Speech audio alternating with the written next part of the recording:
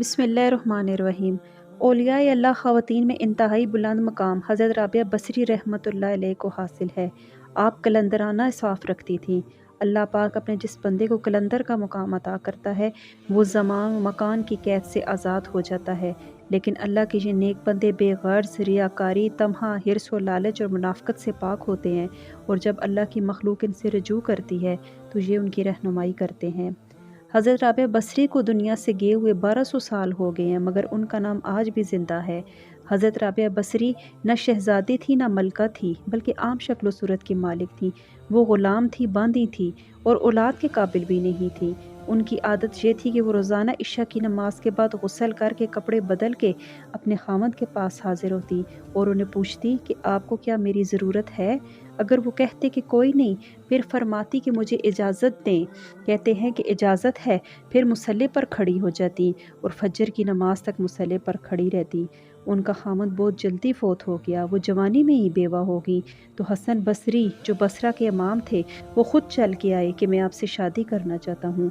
उनको कोई शादी का लालच या शौक़ नहीं था, और ना ही हज़रत राबिया बसरी औलाद देने के काबिल थी, बल्कि सिर्फ़ उनकी नेकी की वजह से उनको ये लालच था कि अगर ये मेरी बीवी बन जाए तो शायद इसके तुफ़ैल मेरी भी बख्शिश हो जाए।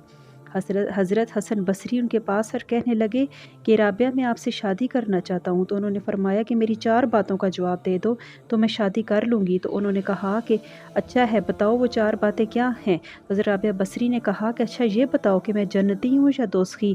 तो हसन बसरी ने फरमाया मैं तो इस बारे में कुछ नहीं कह सकता। फिर बोली अच्छा ये बताओ कि जब क़यामत के दिन खुदा ताला एमाल नामे उड़ाएंगे तो किसी के सीधे हाथ में उड़ कर आएगा उसका एमाल नामा, और किसी के उल्टे हाथ में, मेरे कौन से हाथ में आएगा, उल्टे हाथ में आएगा या सीधे हाथ में। तो उन्होंने कहा कि मैं तो ये भी नहीं बता सकता।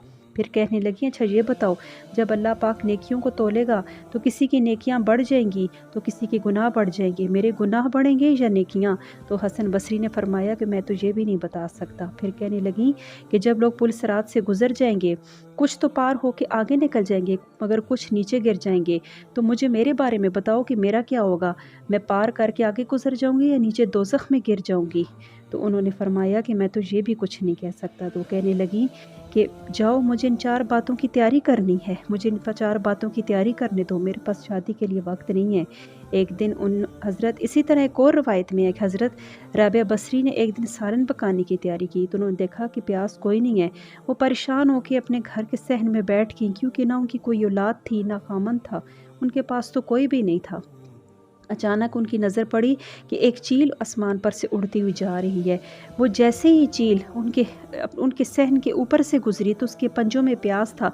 जब वो ख़ास ऊपर उनके सहन के ऊपर से गुजरी तो उसके पंजे छूटे और प्यास सीधा आकर राबिया बसरी की गोद में गिर गया। इसलिए दोस्तों, जो अल्लाह से दोस्ती लगा देते हैं, अल्लाह ताला उनके लिए उनके पाँव में दुनिया को डाल देता है। जब उनका इंतकाल हुआ तो रात के वक्त हुआ, तो अपनी खादमा से कहा कि बस 2-4 आदमी बुलाकर मुझे रात में ही दफन कर दो, किसी को न बताना, सुबह लोगों को बता देना, और मुझे कफन मेरी उसी चादर में देना जिसमें मैं तहज्जुद पढ़ा करती थी। उन्होंने रातों रात दफन करके सुबह ऐलान कर दिया। जब सुबह उन्होंने ऐलान किया तो लोगों में शोर व गुल मच गया। लोग बहुत ज़्यादा अबदीदा हो गए कि हमें बताया क्यों नहीं।